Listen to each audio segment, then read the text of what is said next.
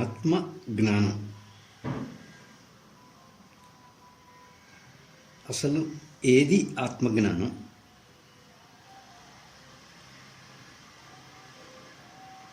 ప్రియ ఆత్మస్వరూపులారా, మనం ఈ కనురెప్పలు తెరిస్తే దృశ్యం జనిస్తుంది కదా. అదే కనురెప్పలు మూస్తే దృశ్యమేమీ ఉండదు. ఓకే, అంటే మనం పుట్టినప్పటి నుంచి కనురెప్పలు తెరిచి దృశ్యాన్ని చూస్తూ ఉంటాం కదా, అంటే జగత్తుని దర్శిస్తూ ఉంటాం కదా. మళ్ళీ మరణించే సమయానికి కనురెప్పలు మూసేస్తాం కదా. అలాగే రోజు కూడా ఈ కనురెప్పలు తెరిచి ఉదయాన్నే ఈ దృశ్యాన్ని చూస్తూ ఉంటాం. మళ్ళీ రాత్రి నిద్రపోయే ముందు కనురెప్పలు మూసి మనం నిద్రలోకి వెళ్తాం. ఉదయాన్నే నిద్ర లేచినప్పుడు కనురెప్పలు తెరిచి ఈ దృశ్యాన్ని ఎలా దర్శించాలి అనేది మనం తెలుసుకోవాలి. అంటే కనురెప్పలు తెరిచి ఈ దృశ్యాన్ని చూస్తున్నప్పుడు దృశ్యాన్ని ఎలా దర్శించాలి, ఎలా అనుభూతి పొందాలి అనేది మనం తెలుసుకోవాలి. అలా తెలుసుకోవాలి అంటే జ్ఞానం కావాలి కదా దానికి. అందుకని ఆ జ్ఞానం కావాలి మనకి. ఎలా దర్శించాలి అనేది, అంటే కనురెప్పలు తెరిచినప్పటి నుంచి కనురెప్పలు మూసే వరకు ఈ దృశ్యాన్ని ఎలా అనుభూతి పొందాలి అనేది మనం తెలుసుకోవాలి. ఎలా దర్శించాలి అనేది మనం తెలుసుకోవాలి. అదే అలా దర్శించాలి అంటే దానికి సరైన జ్ఞానం కావాలి. దృశ్యం మనకి 3 రకాలుగా ఉంటుంది. సత్యం కూడా 3 రకాలుగా ఉంటుంది.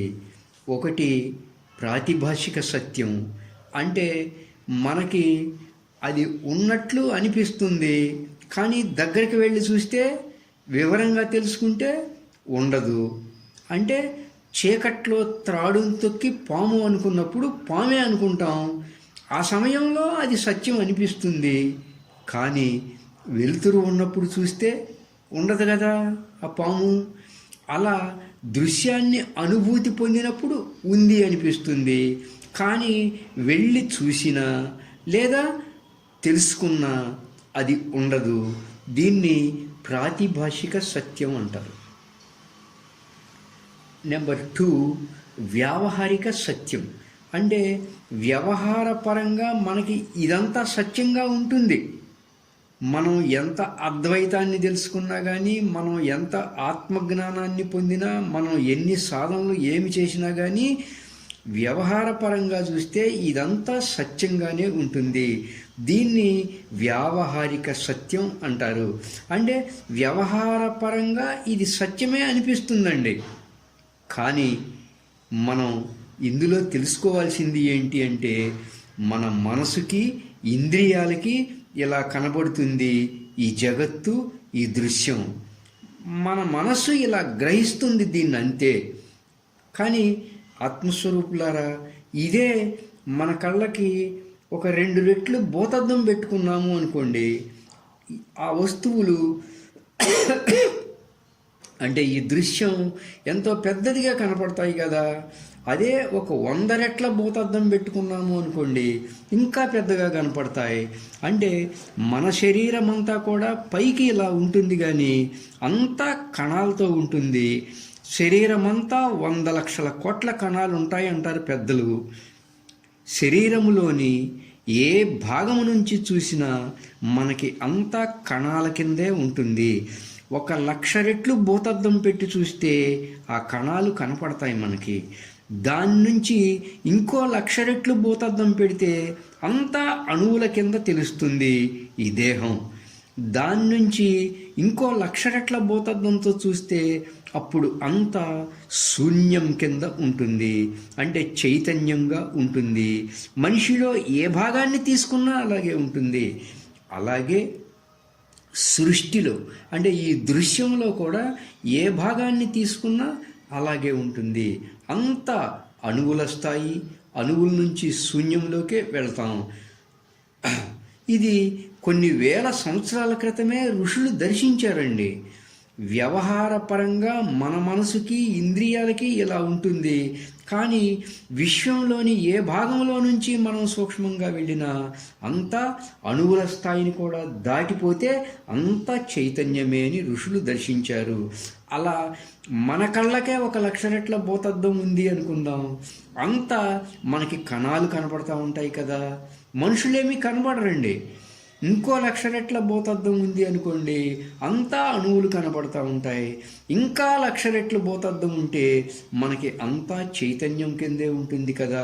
అందుకని మన మనస్సు ఇంద్రియాలకి ఈ ప్రపంచం ఇలా ఉంటుంది. మనుషులందరి ఇంద్రియాలు మనసు సుమారు ఒకేలా ఉంటాయి కాబట్టి అందరికీ ఇది వ్యవహారపరంగా సత్యం అనిపిస్తుంది. కానీ జంతువుల్లోనే తేడా ఉంటుంది కదా. జంతువుల్లో చూస్తే ఇంద్రియాలు మనసు వేరువేరుగా ఉండటం వల్ల ఒక్కో జంతువు దృష్టి వేరేగా ఉంటుంది. ఇంకా మనం బ్యాక్టీరియాలు, వైరస్లు అనేటువంటి సూక్ష్మజీవుల స్థాయికి వెళితే అవన్నీ కణాల్లోనే తిరుగుతూ ఉంటాయి, వాటికి అదే ప్రపంచంగా ఉంటుంది. గుడ్లగూబలు చూసామనుకో, వాటికి రాత్రి ప్రపంచంలా ఉంటుంది. అంటే ఏ ఇంద్రియాలు ఏ మనసుకి ఈ ప్రపంచం అలా కనబడుతుంది. కానీ మనందరం ఏంటయ్యా అంటే పుట్టినప్పటి నుంచి ఇప్పటి వరకు మనందరి ఇంద్రియాలు మనస్సు ఒకేలా ఉండటం వల్ల వ్యవహారపరంగా పూర్తిగా ఈ కనబడే దృశ్యం, ఈ కనబడే జగత్తు 100% సత్యం అనే నిర్ధారణలో ఉంటాం. ఇది 2 వ్యావహారిక సత్యం. ఇక మూడవది పారమార్థిక సత్యం. అంటే స్థూల దృష్టితో కాకుండా సూక్ష్మతర, సూక్ష్మతమ, సూక్ష్మాతి సూక్ష్మ దృష్టి అంటే మహాసూక్ష్మ దృష్టితో వెళ్తే అంతా మనం అణువుల స్థాయి, చైతన్య స్థాయికి వెళ్తాం. చైతన్యము నుంచే ఇవన్నీ వచ్చాయి అని తెలుస్తుంది. అది మనకి ఋషులు బోధించింది. మనకి సుదర్శనం అంటారు కదా, అంటే సరి అయిన దర్శనం అంటే అర్థం ఏంటయ్యా అంటే పారమార్థిక సత్యమును తెలుసుకోవడం. పారమార్థిక సత్యాన్ని తెలుసుకుని అంతా విశ్వ చైతన్యమే ఉంది, ఈ విశ్వ చైతన్యం నుంచే ఈ జగత్తులో జగత్తులన్నీ వచ్చాయి అనేది మనం తెలుసుకోవడాన్ని పారమార్థిక సత్యం అంటారు.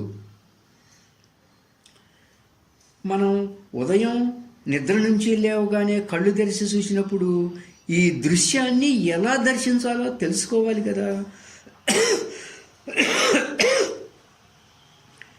ఆ పారమార్థిక సత్యాన్ని తెలుసుకోవడమే జ్ఞానం అంటే. ఈ వ్యవహార ప్రపంచంలో ఈ భౌతిక అవసరాల గురించి ఇలా ఈ తెలుసుకునేదంతా కూడా ఇది భౌతిక జ్ఞానం. మనం చిన్నప్పటి నుంచి చూస్తున్నది వ్యవహార ప్రపంచానికి సంబంధించిన జ్ఞానం అంతా కూడా భౌతిక జ్ఞానం అంటాం. దీన్నే ఋషులు అపరా విద్య అంటారు. అంటే వేదాలు కూడా, ఉపనిషత్తులు కూడా, అన్ని గ్రంథాలు, పఠనలు ఇవన్నీ కూడా అపరా విద్యలోకే వస్తాయి. పరా విద్య అంటే ఈ విశ్వ చైతన్యం గురించి, విశ్వ చైతన్యపు ఏకత్వాన్ని తెలుసుకోవడం, అది మాత్రమే పరావిద్య కింద అవుతుంది. అందుకని ఆత్మజ్ఞానం అంటే పారమార్థిక సత్యాన్ని తెలుసుకోవడం, అది ఆత్మజ్ఞానం. మిగిలిందంతా అనాత్మజ్ఞానం. ఇదే ఆత్మజ్ఞానం.